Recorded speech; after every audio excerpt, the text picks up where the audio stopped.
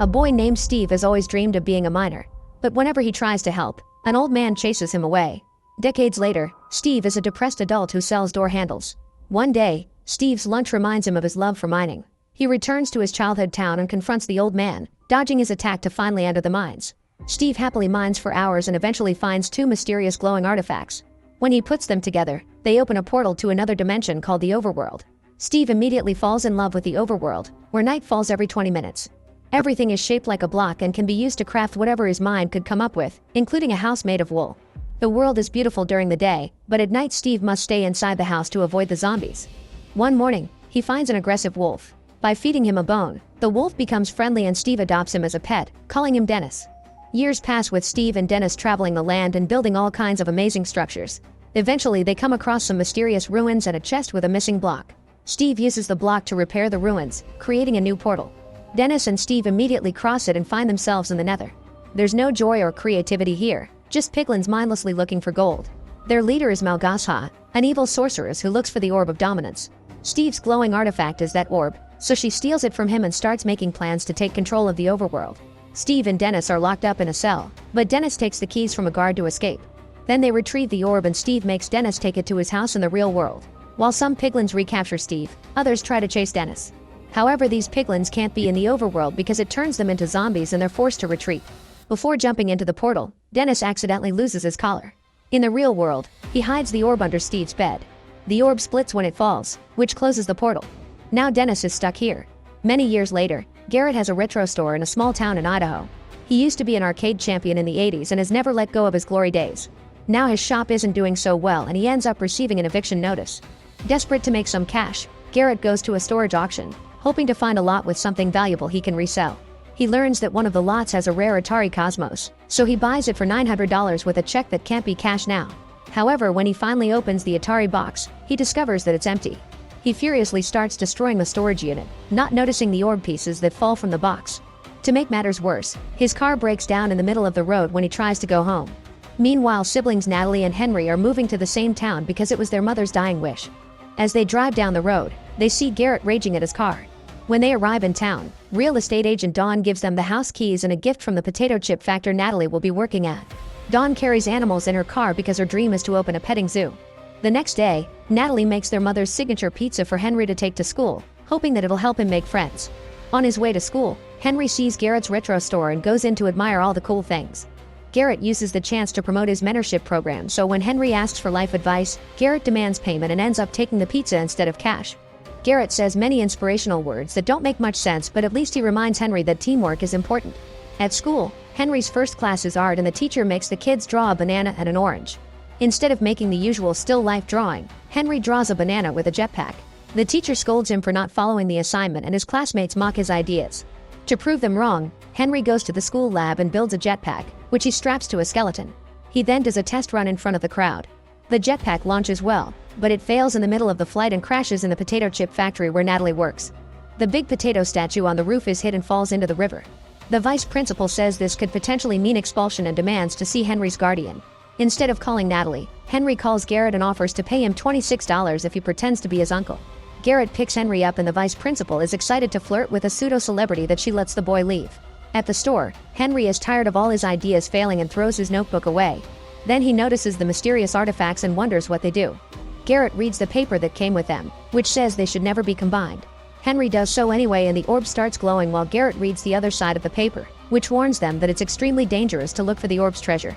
Minutes later, Natalie is freaking out because she can't find Henry anywhere and he won't answer his phone. Dawn tells her that he was behind the factory incident and teaches her how to track Henry's phone, revealing he's at the local mines. Meanwhile, Garrett and Henry enter the mine, unaware that Dennis is watching them from afar. They find the glowing portal right before Natalie and Dawn catch up to them. The orb then connects to the portal with a beam of energy and starts dragging Henry. The others try to pull him back, but the energy is too strong and throws Henry through the portal. Soon the rest of the group is dragged to the Overworld too and they're amazed by the beautiful view. Garrett notices a pink sheep and tries to talk to it, so the others follow him. In the Nether, Malgasha's magic detects the return of the orb and goes to see Steve, who has spent all these years in a cell. She wants him to bring her the orb so the piglins unchain him, and Steve uses the chance to steal a sword from them. Before he can attack, Malgasha pulls out Dennis' collar and pretends the wolf is her prisoner. If Steve doesn't bring the orb, she'll kill Dennis. Back to Garrett, He tries to communicate with the sheep to no avail. Suddenly night falls and a horde of skeletons riding spiders attacks with flaming arrows. The group immediately runs away and Garrett gets separated from the others when he falls into a hole. The skeletons chase after the other humans and try to shoot more arrows, but at that moment a spider jumps and the arrows hit it instead. As the flames spread through the woods, Henry accidentally bumps into a tree, causing part of the trunk to become a little block. After inspecting the little block, Henry punches the tree to get more and realizes he can use them as building materials. He immediately picks up more and starts piling them up to build a structure they can hide in, not realizing he left the orb outside. Meanwhile in the hole, Garrett has found an abandoned shovel and is desperately digging while the skeletons shoot arrows from above. He sees an open area at the end of the tunnel and runs ahead until he finds a second hole that takes him back to the surface. Suddenly he's startled by a creeper and Garrett punches it to defend himself.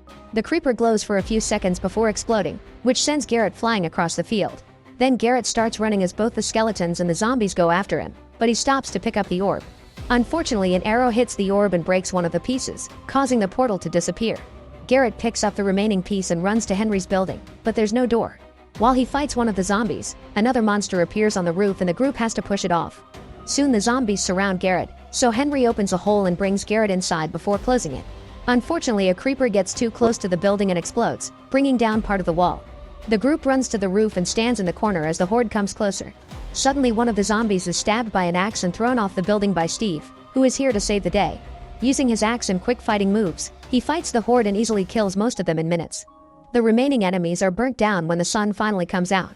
Afterwards, Steve explains they can't go home unless they have both parts of the orb. The only way to get a new one is to go to Woodland Mansion, which is a very dangerous trip. Steve offers to help them get home if they pay him with the orb, and the group takes the deal. In the Nether, Malgasa suspects that Steve has betrayed her, so she orders General Chungus to go after the heroes. She also gives him a special potion that will allow him to walk under the sun safely. Back in the Overworld, Steve takes the group to Midport Village so they can get gear. He reveals he built most of this place himself and introduces them to the Iron Giant, who protects the whole place. Steve also shows them how to cook chicken with lava, and Garrett shows off by biting a very hot piece. Natalie tells Steve they should hurry up, but Steve thinks they must give Henry time to explore his creativity. A frustrated Natalie protests, pointing out that this isn't useful in the real world and only makes Henry a loser at school. Henry overhears this and gets upset, so he runs to hide in the nearest store. Steve shows Henry and Garrett all the cool stuff they can get here, like weapons and armor. Garrett finds a pearl that can teleport them anywhere and accidentally uses it, making him appear at the door. Next, Steve teaches them how to use the crafting table. They have to put the materials in certain patterns to create what they want. Garrett makes a heavier version of nunchucks and Henry makes a tot launcher. In private, Garrett asks Steve about the treasure mentioned on the note. Steve explains there are lots of mines in the area, but going there would imply a risky detour. Garrett tells him to take him anyway or he won't get the orb. At that moment, Chungus and his soldiers arrive by flying on creatures called gots. They start destroying everything on their path and shooting villagers, who become chickens when they're hit. Steve gets ready to fight Chungus, but Garrett wants to be a hero, so he shows off his weapon only to knock Steve out in the process. Chungus then starts beating Garrett up while Henry brings piglins down with his tot launcher. Dawn and Natalie hide behind a table and kick it to bring a few piglins down too. They grab some farming tools and join the fight, showing impressive skill to defeat their enemies. Garrett is still being beaten up quite easily and Chungus almost captures him, but the iron golem appears to send Chungus flying with just one punch. The ghasts open fire and now the village is burning. Steve drags Henry and Garrett to safety and Natalie wants to go after them, but the flames are in the way. Dawn tells her they can reunite later at the mansion. The trio makes it to the top of a high building and Steve gives his friends his last two wingsuits, telling them to fly to the mountains across the sea. Garrett pushes Henry and he falls for several miles, but at the last second he manages to activate the wingsuit and starts flying away. Soon Garrett is following him, and Steve joins them by jumping on Garrett to ride him like a horse. The piglins and the ghasts start chasing them while shooting fireballs, which destroy parts of the mountains. One of the piglins jumps on Henry and almost makes him crash, but he manages to control his flying to move ahead. Steve controls Garrett by using his hair and pulls a quick move to make one of the ghasts crash. A group of hog-riding piglins throws their spears at them and two even jump on the men, so Garrett has to grab Steve to prevent him from falling. The ghast is still shooting fire and makes a hole in the rock formation blocking the way, where piglins are waiting with a net. Since the hole isn't very big, Garrett and Steve hug tightly and manage to go through it right before the piglins throw a bucket of lava at them. The attacking ghast ends up tangled in the net instead. Henry uses a firework to push the piglin off and sends it into the last ghast's mouth, causing it to explode. It also makes Henry lose control and he crashes into his friends, which makes them start falling.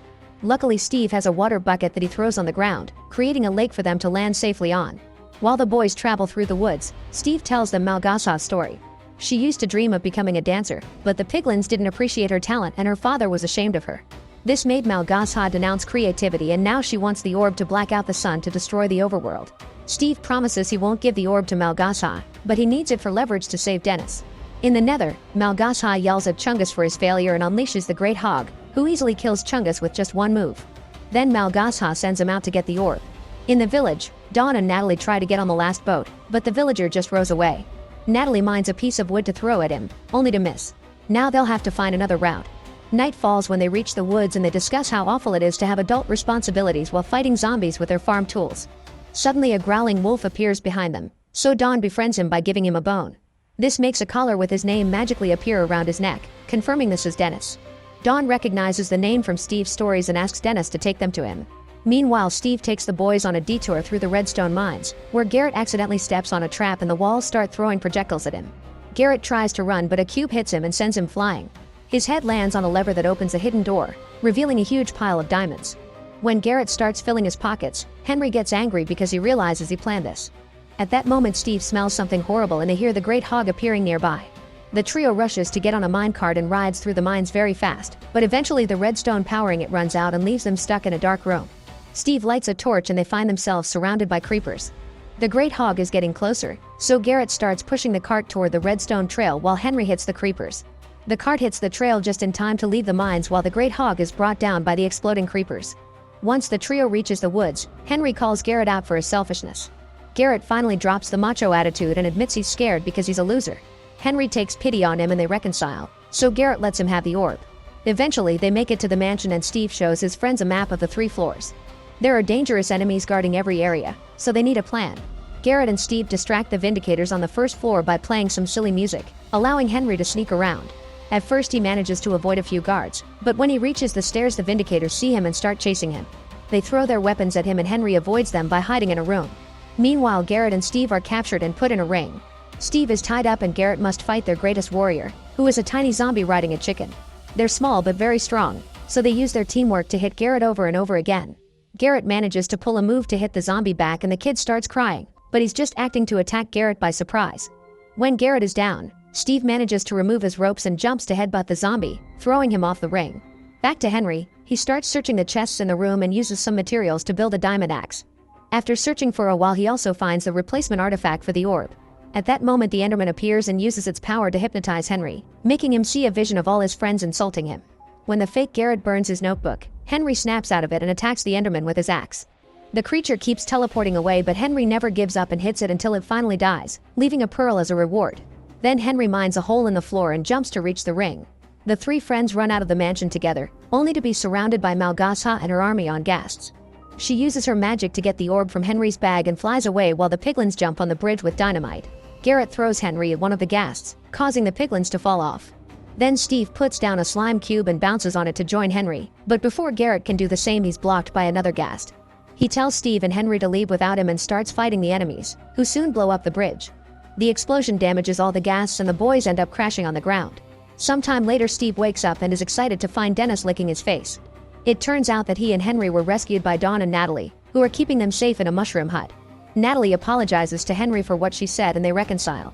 Meanwhile, Malgasha puts the orb on top of the nether portal, which shoots a laser beam that covers the sun. Now all the enemies roam freely and the piglins can come to the overworld. In the village, the group sees the darkness and prepares to fight by crafting all of Henry's best ideas. Natalie makes a diamond sword while Dawn brings down some skeletons with a big explosion and befriends more wolves. When the piglins unleash their attack, Henry activates a bunch of iron golems, whose strength easily overpowers the piglets. The golem leader has been enhanced with special boots that allow it to move fast, bringing down several enemies at the same time. Henry and Natalie also join the fight, so Malgasha decides to send out a new Great Hog. While the golem leader fights the Great Hog, Steve puts on his diamond armor and goes after Malgasha. Unfortunately, he misses his big attack and she destroys his armor with her magic. He then throws some eggs, which hatch into chickens that bite her. The golem leader is defeated by the Great Hog, so the kids need to hurry. Henry shoots the pearl to the top of the portal and it instantly teleports him to that spot. When the Great Hog is about to kill Natalie, Dawn arrives with Dennis and a whole pack of wolves, who jump on the hog to keep him back. Sadly, the hog is stronger and pushes them off before shooting a beam at the portal, causing Henry to fall before he can reach the orb. At that moment, Garrett shows up in a ghast and rescues Henry at the last second. Henry then uses a spear to poke the ghast, making it shoot fireballs at the portal. The structure starts crumbling and the orb stops working, so the sun comes out again. The light makes the monsters burn and the piglins become zombies. The big hog picks up the orb, only to be suddenly defeated by the golem leader with an amazing attack. The orb falls again and this time Natalie catches it. Malgasha has no power left and Steve easily brings her down, but he decides to abandon her instead of killing her so she can learn to survive on creativity. Afterward, the group gets ready to go home. Steve tells Dennis to leave with Dawn and sings him a goodbye song. The group disappears into the portal and after some hesitation, Steve decides to follow them, finally ready to live in the real world again. Sometime later, Garrett's shop is shining. The group has created their own video game and Garrett and Steve often play music for the kids at the shop. Dawn and Dennis open a petting zoo while Natalie starts teaching self-defense classes. Henry finally builds a jetpack that works and impresses everyone at school.